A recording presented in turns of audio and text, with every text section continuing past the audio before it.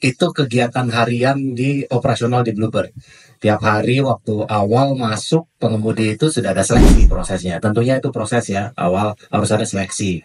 Kedua harus ada training. Yang kita seleksi ada dua hal sebenarnya. Pertama pasti administratif ada kan, harus punya SIM dan yang lainnya. Tapi kita yakin lah di sini punya SIM belum tentu bisa nyetir gitu kan ya.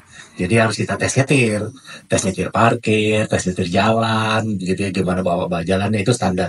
Kedua ada tes psikologis yang memang kita lakukan di pool begitu. Itu seleksi prosesnya. Nah setelah itu dia bisa diterima, baru tentunya training 3 hari awalnya untuk memastikan ada nilai-nilai yang masuk. Nggak berhenti di situ bro, karena setelah di training setiap sebulan sekali mereka harus direview, di poll, di briefing. Kalau ada komplain diberikan feedback. Nah itu penting tuh. Kalau ada keluhan dari tamu diberikan feedback. Jadi bukan hanya didiamkan. Jadi proses itu berjalan terus di seluruh pool kita yang ada hampir 50 pool.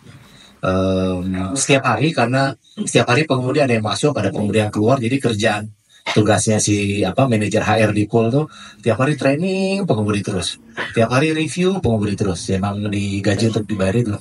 Jadi ya berulang-ulang, dilakukan secara massal dengan SOP yang memang sudah kita siapkan. Lalu ada feedback mekanisme. Oh, oke. Ada feedbacknya itu yang penting adalah ya. Nah, tapi gini, gue masih tetap penasaran tentang ini sih, karena kan biar bagaimanapun tadi ya 24.000 driver ya. Pernah nggak sih ada masalah atau ada komplain yang memang dari pihak driver sendiri atau mungkin dari attitude drivernya sendiri? Nah, kalau misalnya ada, gimana caranya selain hanya kasih feedback kah, atau ada cara lain atau gimana? Kita kan melihatnya manusia itu pasti punya kesalahan, itu satu. Jadi di Bluebird itu punya culture kekeluargaan. Maksudnya begini, ya orang itu salah kalau hal seperti keluarga kan memang dididik, bukan dihukum dulu gitu. Jadi konsepnya didikan. Jadi ada training, ada feedback, lalu dikasih warning. Warning itu kita dalam bentuk poin. Jadi kalau misalnya ada pengemudi yang pelayannya kurang, dapat keluhan dari customer, lalu akhirnya dapat poin tuh, oh kesalahannya apa, oh misalnya salah jalan, atau misalnya bawanya kurang nyaman, dan itu ada poinnya, ada levelnya, makin makin berat poinnya makin tinggi.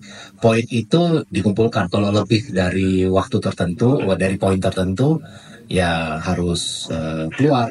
Atau kalau memang dia sudah dapat poin dan dia berlaku baik, ya kasarnya poinnya berkurang lah. Jadi itu yang kita coba didik, bahwa kalau ada kesalahan oke, nggak apa-apa, tapi jangan diulangin. Kamu diberikan waktu 6 bulan untuk memperbaiki. Jangan ada kesalahan lain, kamu baik, oke, balik pergi jalan lagi. Jadi itu untuk memaintain pelayanan itu nggak melebihi dari level tertentu, jadi terus dipertahankan di level yang baik.